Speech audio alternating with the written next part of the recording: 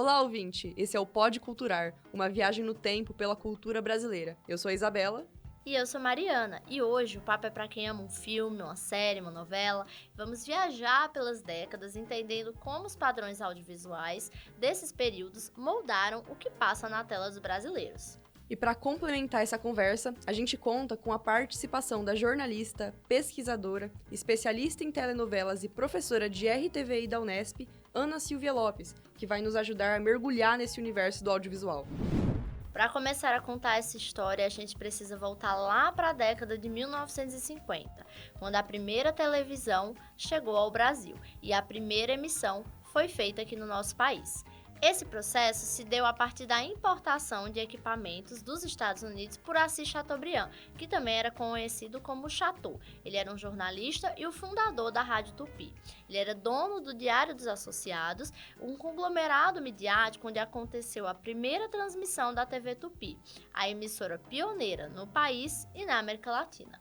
O dia dessa transmissão foi em 18 de setembro de 1950 e ficou marcado como o Dia Nacional da Televisão.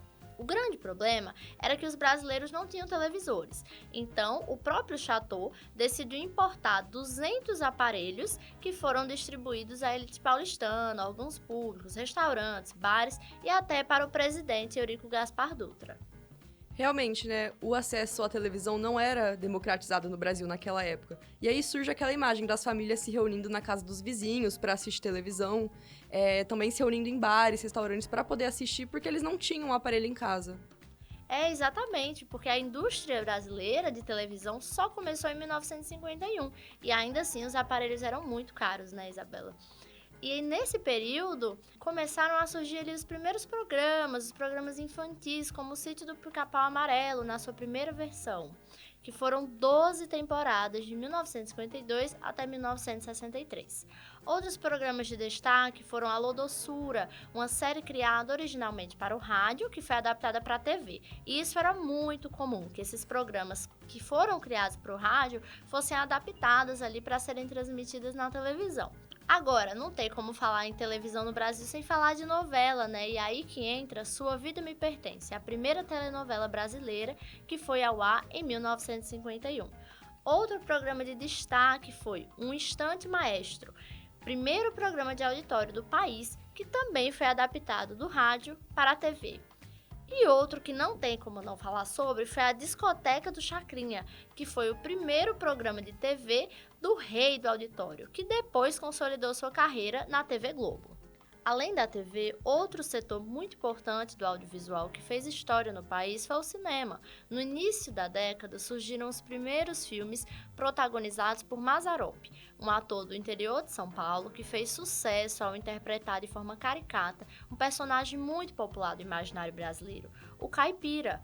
E esse movimento do cinema nacional representava um novo mundo para o público, já que os filmes estrangeiros demoravam muito tempo para chegar no país e muitas vezes nem chegavam. Mas o Mazzaropi era um sucesso, era o caipira, era o Jeca, sabe? Mas era aquele caipira que era esperto, os filmes dele tinha sempre uma crítica, era muito crítico do ponto de vista político, né? E refletia muito um Brasil rural. Então, quando saía filme de Nova York, de Mazzaropi, eram aquelas filas quilométricas de gente indo ao cinema para assistir. Mari, você falou do Chacrinha na Globo, né? E justamente nesse ano a TV Globo completa 60 anos da sua inauguração, lá em 1965. No Rio de Janeiro, a TV foi fundada e, aos poucos, os empresários foram comprando o direito de instalar filiais pelo país. 10 anos depois, a TV Globo se tornou uma rede nacional de televisão e os brasileiros passaram a ter acesso a uma transmissão simultânea desse canal.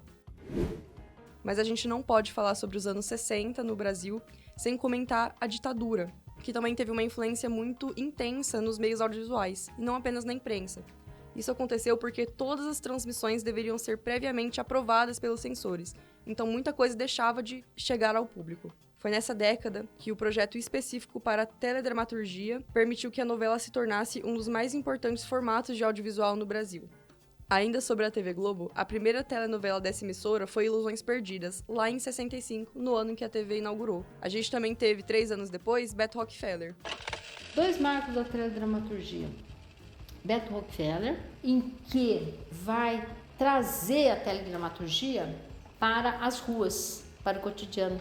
Os equipamentos são mais leves. Beto Rockefeller, interpretado pelo Luiz Gustavo, ele fazia um anti-herói, né? E tinha como coadjuvante, por exemplo, um grande dramaturgo chamado Plínio Marcos. Grandes atores, grandes roteiristas, grandes dramaturgos, né? Um elenco de profissionais que faziam teatro, foram para a televisão, profissionais que faziam rádio e foram para a televisão. E em 67 chega o Chacrinha na Globo, né, Mari? Pois é, gente, ele que ficou conhecido como grande guerreiro e famoso por distribuir abacaxis na plateia. A gente também começa uma era de programas humorísticos, tipo Balança Mas Não Cai, que também saiu da rádio. E nos anos 70, programas como Faça Amor, Não Faça Guerra, apresentado por Jô Soares, e Planeta dos Homens, que contava com a participação de nomes emblemáticos, como, de novo, Jô Soares, Fernando Veríssimo, Eliezer Mota e Paulo Silvino. Foi um programa de grande sucesso, que foi exibido por 8 anos. Além disso, a gente teve adaptações literárias, como A Moreninha e Escrava Isaura. Agora, andando um pouquinho ali para os anos 80, o que marcou a década foi, para começar, né, o seriado Chaves, que todo mundo tem uma lembrança afetiva com ele. É a Praça é Nossa, que também ele marcava esse cenário do humor, né, na televisão brasileira. E falando um pouco sobre novela, a renomada, né, Vale a Pena Ver de Novo, que reprisa novelas antigas ali na TV Globo, né, novelas que fizeram sucesso, que marcaram épocas. Então, nesse cenário dos anos 80, a TV ficou consolidada como o principal meio de comunicação, aí marcado por essa variedade da programação. Além disso, videoclipes começaram a aparecer em alguns programas de TV e começaram a surgir programas como o Chico Anísio Show, por exemplo, além de outros programas infantis, como o Bozo, que era uma tendência na época, e a explosão de movimentos sociais e o início de uma representação mais diversa, tanto na TV quanto no cinema. Outro ponto importante é que a tecnologia começou a se intensificar e se inovar cada vez mais, e assim surgiu a TV colorida, videocassete e o formato VHS. Algo muito importante se ressaltar é que o contexto político desse cenário aí dos anos 80 era o período da redemocratização, das diretas já e o surgimento da Constituição Cidadã de 1988. Aí, Mari, você disse do Chaves, e como pode, né, um programa mexicano marcar tanto a TV brasileira? Eu mesma diria que Chaves é mais brasileiro do que qualquer outro programa. Pois é, né, e outro queridinho, né, foi Vale a Pena Ver de Novo, justamente porque trouxe novelas que os brasileiros amavam, né, como A Gata Comeu, Tititi, Amor com Amor se Paga e Vale Tudo, né? Além disso, teve outras novelas que foram reprisadas depois, foram Mulheres de Areia, A Viagem, Rei do Gado, né? Só sucessos aí que muitos brasileiros amam. E aí, para falar de cinema, né, que também se destacou, a gente teve A Hora da Estrela, Os Saltimbancos Trapalhões, Pichote, A Lei do Mais Fraco e A Malvada Carne. E falando em filme, vamos trazer para a década de 90 duas obras importantíssimas para o Brasil, Terra Estrangeira e Central do Brasil, os dois dirigidos por Walter Salles. Também O Que É Isso, Companheiro, um marco da produção dos anos 90. De série, a gente tem Malhação. Quem nunca assistiu Malhação, né, Mari? E também a sitcom Sai de Baixo. Em 91, houve um marco muito importante para a TV brasileira, a criação da operadora de TV por assinatura, que colocou em exposição canais como GNT, com programação jornalística, Multishow, dedicado ao entretenimento, Telecine, com sucessos da telona, e Top Sports, que depois passou a ser conhecido como Sport TV. Agora, como programas, a gente tem, por exemplo, um queridinho de quem foi criança na época, o Castelo Rá-Tim-Bum, lá em 97, exibido pela TV Cultura. E quem não amava um Domingão do Faustão no fim de domingo, né? Pois é, né? A videocassetadas fazia todo mundo rir. E falando em rir, Escolinha do Professor Raimundo, comandado por Chico Anísio, é queridíssimo no coração dos brasileiros. É isso, agora vamos ali para a virada dos anos 2000, né, que foi marcado ali por um crescimento, um desenvolvimento sociais, como o feminismo, o movimento negro e o movimento LGBTQIAPN+, né, que com certeza influenciam muito ali, né, como a gente comentou anteriormente, a questão da representatividade, da presença, né, dessa diversidade no audiovisual. E falando de série, a gente teve na Globo a série Antônia, produzida pelo O2 Filmes. Também tivemos Cidade dos Homens, né, que foi uma série, um spin-off do filme Cidade de Deus. E agora, se você lembra de anos 2000, provavelmente você lembra de quê? Reality shows. E um dos principais deles foi A Casa dos Artistas, que passou no SBT e que foi um grande sucesso. E também o Big Brother, que foi transmitido pela Globo pela primeira vez em 2002 e segue até hoje. E eu não sei se você sabia, Mari, mas teve uma grande treta entre o SBT e a Globo por causa dessa história de reality show. A Globo processou o SBT por causa de plágio do BBB. Nossa, gente, isso aí eu não tava sabendo, é um grande babado. E vamos voltar a falar um pouquinho sobre cinema, que a gente teve O Alto da Compadecida nos anos 2000, Cidade de Deus em 2002, Carandiru em 2003 e Tropa de Elite em 2007. E sobre novelas, é claro que nós tivemos grandes nomes como Senhora do Destino, O Clone e Caminho das Índias. Para falar de comédia, a gente vai ter que trazer Os Normais, de 2001, Toma Lá da Cá, O Pânico na TV, que foi ao ar em 2003, e o CQC, Custe o que Custar, que foi ao ar em 2008 na Band, e integrava aí essa programação de humor e jornalismo político, com repórteres e bancada ao vivo.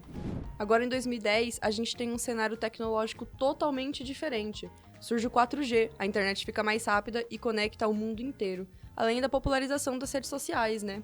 Só que a televisão ainda é forte, e dominavam programas de humor como Zorra Total e, como a Mari falou, Pânico. 2 programas recheados de esquetes de humor com personagens caricatas, jargões e também um pouquinho de polêmicas, né? De novela, a gente tem Os 10 Mandamentos, Avenida Brasil, O Outro Lado do Paraíso, e pra criançada, Carrossel, Chiquititas, Carinha de Anjo. De filme, a gente tem a continuação de Tropa de Elite, O Inimigo Agora é Outro. Agora o bicho vai pegar! Agora, o diferencial mesmo foi o YouTube, uma plataforma de vídeos que teve a sua era de ouro entre 2010 e 2015, com uma variedade absurda de conteúdos, desde sketches humorísticas, vlogs, DIY, maquiagem, músicas, jogos e muito mais.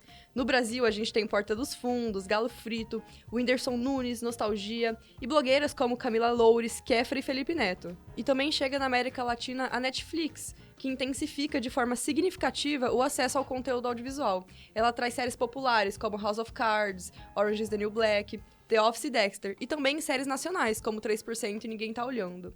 Além disso, uma outra plataforma de streaming que chega no Brasil em 2016 é a Prime Video. Agora vamos para a década de 2020, que já em seu início foi marcado pela pandemia, a intensificação do uso do TikTok e outras plataformas de vídeos curtos, e percebe-se que cada vez mais o conteúdo muito estimulante, muito curto, contribui para essa diminuição do tempo de atenção das pessoas diante do cenário audiovisual. E alguns exemplos dessas plataformas são o YouTube Shorts e os Reels do Instagram. Essas plataformas e esse contexto estabeleceram as trends de humor, de música e memes que realmente não duram muito tempo.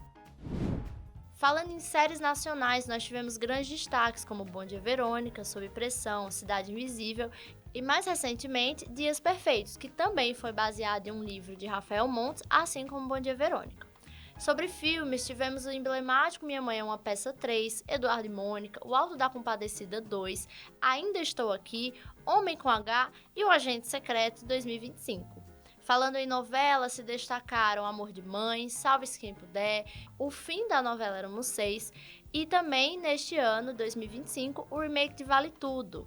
Já em 2020, Órfãos da Terra levou o Emmy Internacional na categoria de melhor novela, o que mostra que até hoje as nossas novelas ainda são uma referência nacional e mundial.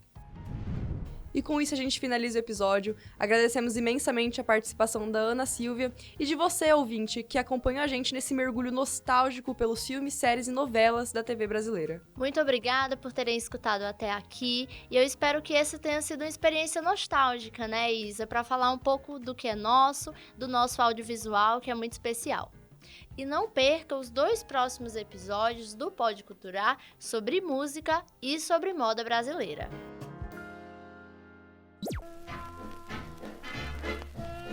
Esse episódio foi produzido por Isabela Marquesi, Emily Nagati, Lorenzo Santos, Mariana Gomes e Beatriz Malheiro.